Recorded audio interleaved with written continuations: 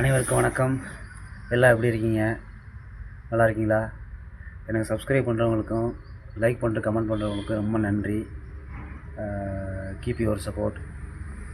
இன்றைக்கி நம்ம என்ன பார்க்க போகிறோம் பார்த்தீங்கன்னா, வாழ்க்கையில் நம்ம பெரிய அளவுக்கு முன்னேறணும் அப்படின்னா, இல்லை சம்பாதிக்கணும், பணம் காசு சம்பாதிக்கணும், லைஃப்பில் அடுத்துக்கிட்டு போகணுன்னு நினச்சோம் அப்படின்னா, தயவுசெய்து வேலையை சாய்ஸ் பண்ணாதீங்க. நீங்கள் வேலையை சூஸ் பண்ணீங்க அப்படின்னா வாழ்க்கையில் ரொம்ப கஷ்டம். எனக்கு சர்வீஸ் 10 வருஷம் ஆச்சு. 10 வருஷத்தில் சம்பளம் பரவாயில்ல, ஆனால் எப்படி வருது எப்படி போகுதுங்கிறது தெரியல. அதே நம்ம ஒரு பிஸ்னஸ் ஸ்டார்டிங்கில் கஷ்டப்பட்டால் கூட, ஆனால் ஃப்யூச்சரில் கண்டிப்பாக நமக்கு க்ரோத் கொடுக்கும். ஒரு 10 வருஷத்துக்கு முன்னாடி ஒரு கம்பெனி ஏதோ ஒரு கடை ஆரம்பிச்சிருந்தா கூட நம்ம ஃப்யூச்சரில் 10 வருஷங்கிற போது நம்மளால் ஒரு 5 பிரான்ச்சாக ஓப்பன் பண்ணியிருக்க முடியும். எவ்வளோக்கு எவ்வளோ ஹார்ட் ஒர்க் பண்ணுறோமோ அவ்வளோக்கு எவ்வளோ பெஸ்ட்டாக சம்பாதிக்க முடியும். அதனால் முடிஞ்ச அளவுக்கு வேலையை சாய்ஸ் பண்ணாதீங்க. வேலையை சாய்ஸ் பண்ணிங்கன்னா கடைசி வரைக்கும் அப்படியே இருக்க வேண்டியது. வாழ்க்கையில் ப்ரொமோஷன் கொடுப்பானுங்க, ப்ரொமோஷன் வச்சு ஒன்றும் பண்ண முடியாது. அப்படியே வாழ்க்கை கடைசி வரைக்கும் ஓடிக்கிட்டே இருக்க வேண்டியதான். அதனால உங்களுக்கு தயவுசெய்து வேலைக்கு போகிற நிலைமை இருக்காதீங்க. முடிஞ்ச அளவுக்கு காலேஜ் முடிச்சதுக்கப்புறம் முடிஞ்ச அளவுக்கு சீக்கிரமாக சின்ன தொழில் ஆரம்பிங்க. இல்லை தொழில் ஆரம்பிக்கிறதுக்கு முன்னாடி அந்த தொழிலை கற்றுக்குங்க. எங்கேயாவது 6 மாதம் 1 வருஷம் வேலைக்கு இருங்க. பேசிக்காக என்னன்னு தெரிஞ்சுக்குங்க. அப்போ தான் நம்ம அந்த தொழிலை நம்மளால் சக்ஸஸாக பண்ண முடியும். இல்லை எடுத்தோடனே ஃபஸ்ட்டு முன்னாடியே எனக்கு எக்ஸ்பீரியன்ஸ் இருக்குது அப்படின்னா நீங்கள் சின்னதாக ஆரம்பிங்க. சின்னதாக ஆரம்பித்து ஒரு பிஸ்னஸ் ஆரம்பித்து ஒரு 10 வருஷத்தில் 5 வருஷத்தில் கண்டிப்பாக டெவலப் பண்ண முடியும்.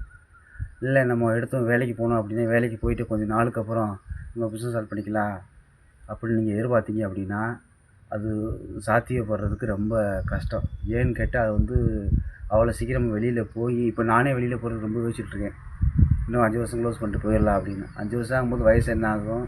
நம்ம ஒரு தொழில் ஆரம்பித்தா உடனே பிக்கப் ஆகாது. கொஞ்சம் டைம் எடுக்கும். 2 வருஷம் ஆகும், 3 வருஷம் ஆகும். அது வரைக்கும் நம்ம சம்பளத்துக்கு என்ன பண்ணுறது? வீடு ஃபேமிலி ரன் பண்ணணும், குழந்தைங்களுக்கு ஸ்கூல் ஃபீஸ் இருக்குது, இதெல்லாம் பார்த்துக்கணும்ல. அதனால் கல்யாணத்துக்கு முன்னாடியே காலேஜ் முடிச்சதுக்கப்புறம் டக்குன்னு ஒரு சின்ன, அதாவது பெரிய அளவுக்கு இலக்கு நிர்ணயிச்சுட்டு சின்னதாக ஆரம்பிச்சிருங்க பிஸ்னஸ்.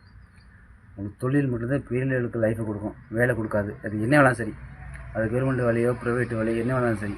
நீங்கள் வேலைக்கு போகணுன்னு முடிவு பண்ணிட்டீங்க அப்படின்னா நம்ம உங்களோட லைஃப்பில் கடைசி வரைக்கும் நீங்கள் ஓடிட்டு தான் இருக்கணும்.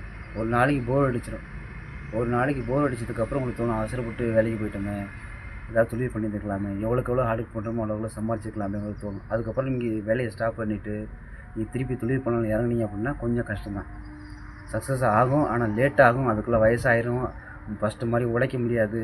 வயசாக நின்று உழைக்க முடியாது. அதனால் முடிஞ்ச அளவுக்கு வேலையில் போய் சிக்காதீங்க, லாக் ஆகாதீங்க. பெஸ்ட்டான பிஸ்னஸ் பண்ணுங்கள், யூனிக்கான பிஸ்னஸ் பண்ணுங்கள். அதான் உங்கள் தலைமுறையை பாதுகாக்கும்.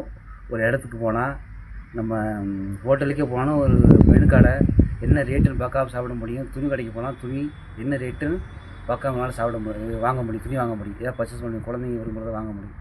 இல்லை அப்படின்னா முதல்ல ஹோட்டலுக்கு போகிறோம், முதல்ல ரேட்டை பார்ப்போம். என்ன ரேட்டு பிரியாணி, என்ன ரேட்டு தோசை 300 போட்டுருக்காங்களே வேணாம் அப்படின்னு தோணும். எது கம்மியான ரேட்டை வாங்க. இது வரைக்கும் நானும் அப்படி தான் பார்த்துட்டு இருக்கேன். ஒரு 80% பேர் பார்ப்பீங்க, ஒரு 20% பார்க்க மாட்டீங்க. ஆனால் அந்த இயற்கை நம்ம மிடில் கிளாஸ் கண்டிப்பாக பார்ப்போம்.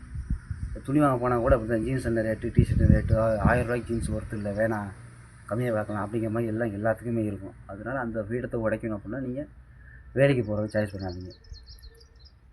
தொழில் பண்ணுறதுக்கு முடிஞ்சளவுக்கு முயற்சி பண்ணுங்கள். கம்மியான இன்வெஸ்ட்மெண்ட்டில் பண்ணுங்கள். அதான் பெஸ்ட். எடுத்த உடனே பெருசாக பண்ணி லாக் ஆகாமல் பெஸ்ட்டாக சின்னதாக பண்ணுங்கள்.